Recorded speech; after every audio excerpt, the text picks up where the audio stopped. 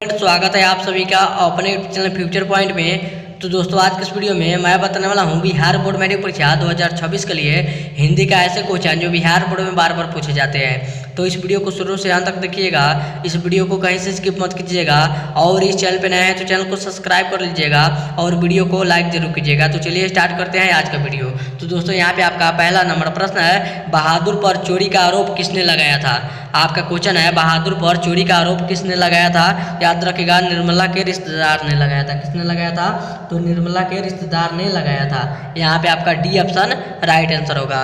चलिए अगले प्रश्न को चलते हैं। तो दोस्तों यहाँ पे आपका अगला प्रश्न है, कलिंग लिपि भारत के किस प्रदेश में की लिपि है। आपका क्वेश्चन है कलिंग लिपि भारत के किस प्रदेश की लिपि है। बताइए कमेंट करके किस प्रदेश की लिपि है। याद रखिएगा उड़ीसा की लिपि है। किसकी लिपि है? तो उड़ीसा की लिपि है। यहाँ पे आपका डी ऑप्शन राइट आंसर होगा। चलिए अगला प्रश्न को चलते हैं। तो दोस्तों यहाँ पे आपका अगला प्रश्न है, हजारी प्रसाद द्विवेदी का रचना निम्न में से क्या है। आपका क्वेश्चन है हजारी प्रसाद द्विवेदी का रचना निम्न में से क्या है। बताइए कमेंट करके निम्न में से क्या है। याद रखिएगा नाखून क्यों बढ़ते हैं, यही इनका रचना है। यहाँ पे आपका बी ऑप्शन राइट आंसर होगा। आगे बढ़ते हैं अगले प्रश्न को। तो दोस्तों यहाँ पे आपका अगला प्रश्न है, मदन के पिता का नाम क्या था। आपका क्वेश्चन है मदन के पिता का नाम क्या था। बताइए कमेंट करके क्या था। याद रखिएगा गिरधर लाल था। क्या था? तो गिरधर लाल था। यहाँ पे आपका डी ऑप्शन राइट आंसर होगा। चलिए चलते हैं अगला प्रश्न को। तो दोस्तों यहाँ पे आपका अगला प्रश्न है, भारत में जाति प्रथा का प्रमुख कारण क्या है। आपका क्वेश्चन है भारत में जाति प्रथा का प्रमुख कारण क्या है। बताइए कमेंट करके क्या है। याद रखिएगा बेरोजगारी है। क्या है? तो बेरोजगारी है। यहाँ पे आपका सी ऑप्शन राइट आंसर होगा। चलिए चलते हैं अगले प्रश्न को। तो दोस्तों यहाँ पे आपका अगला प्रश्न है, सेन साहब की नई मोटर कार कितने की थी।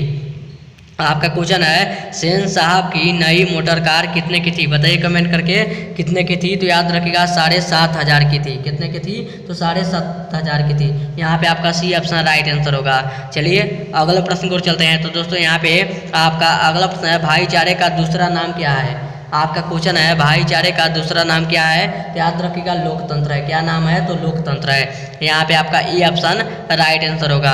चलिए चलते हैं अगला प्रश्न को। तो दोस्तों यहाँ पे आपका अगला प्रश्न है, नाखून किसका प्रतीक है। आपका क्वेश्चन है नाखून किसका प्रतीक है। याद रखिएगा पशुता की प्रतीक है। किसका प्रतीक है? तो पशुता की प्रतीक है। यहाँ पे आपका ई ऑप्शन राइट आंसर होगा। चलिए अगला प्रश्न को चलते हैं। तो दोस्तों यहाँ पे आपका अगला प्रश्न है, भारत से हमने क्या सीखा। क्या है? आपका क्वेश्चन है भारत से हमने क्या सीखा और ये क्या चीज़ है। बताइए कमेंट करके क्या है। याद रखिएगा भाषण है। क्या है? तो भाषण है। यहाँ पे आपका डी ऑप्शन राइट आंसर होगा। चलिए अगला प्रश्न को चलते हैं। तो दोस्तों यहाँ पे आपका अगला प्रश्न है, वारेन हेस्टिंग्स कहाँ का गवर्नर था। आपका क्वेश्चन है वारेन हेस्टिंग्स कहाँ का गवर्नर था। बताइए कमेंट करके कहाँ का गवर्नर था। याद रखिएगा भारत का गवर्नर था। कौन था? तो भारत का गवर्नर था। यहाँ पे आपका ई ऑप्शन राइट आंसर होगा। चलिए अगले प्रश्न को चलते हैं। तो दोस्तों यहाँ पे आपका अगला प्रश्न है, भारत का सर्वाधिक आबादी कहाँ बसता है। आपका क्वेश्चन है भारत का सर्वाधिक आबादी कहाँ बसता है। तो याद रखिएगा गांव में बसता है। कहाँ पे बसता है? तो गांव में बसता है। यहाँ पे आपका डी ऑप्शन राइट आंसर होगा। चलिए अगले प्रश्न को चलते हैं। तो दोस्तों यहाँ पे आपका अगला प्रश्न है, गिरधर सेन साहब के फैक्ट्री में क्या था। आपका क्वेश्चन है गिरधर लाल सेन साहब के फैक्ट्री में क्या था। बताइए कमेंट करके क्या था। तो याद रखिएगा किरानी था। क्या था? तो किरानी था। यहाँ पे आपका ये ऑप्शन राइट आंसर होगा। चलिए अगले प्रश्न को चलते हैं। तो दोस्तों यहाँ पे आपका अगला प्रश्न है, मोटर को कोई खतरा था तो किससे था। आपका क्वेश्चन है मोटर को कोई खतरा था तो किससे था। बताइए कमेंट करके किससे था। याद रखिएगा खोखा से था। किससे था? तो खोखा से था। यहाँ पे आपका ई ऑप्शन राइट आंसर होगा। चलिए अगले प्रश्न को चलते हैं। तो दोस्तों यहाँ पे आपका अगला प्रश्न है, नागरी लिपि पाठ के लेखक कौन है। आपका क्वेश्चन है नागरी लिपि पाठ के लेखक कौन है। याद रखिएगा गुणाकर मूल्य है। कौन है? तो गुणाकर मूल्य है। यहाँ पे आपका बी ऑप्शन राइट आंसर होगा। चलिए अगला प्रश्न को चलते हैं। तो दोस्तों यहाँ पे आपका अगला प्रश्न है, बहादुर लेखक के घर से क्या लेकर भागा था। आपका क्वेश्चन है बहादुर लेखक के घर से लेकर क्या भागा था। बताइए कमेंट करके क्या भागा था। तो याद रखिएगा इनमें से कोई नहीं लेकर भागा था। कुछ भी नहीं लेकर भागा था। यहाँ पे आपका डी ऑप्शन राइट आंसर होगा।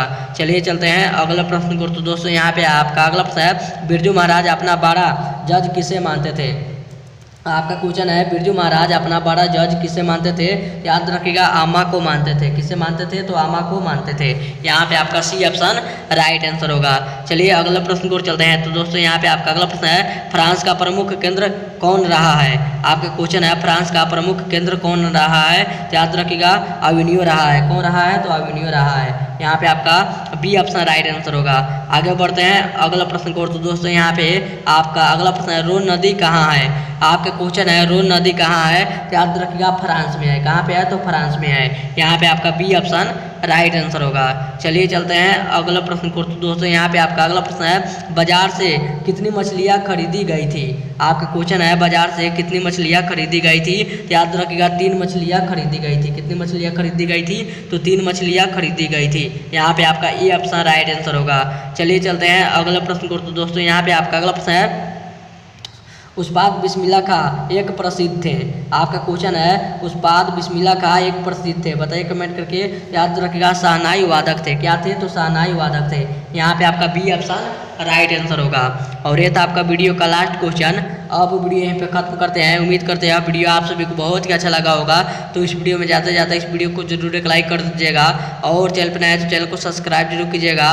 तब तक मिलते हैं अगले वीडियो में। तब तक bye bye, thank you for watching. मिलते हैं अगले वीडियो में।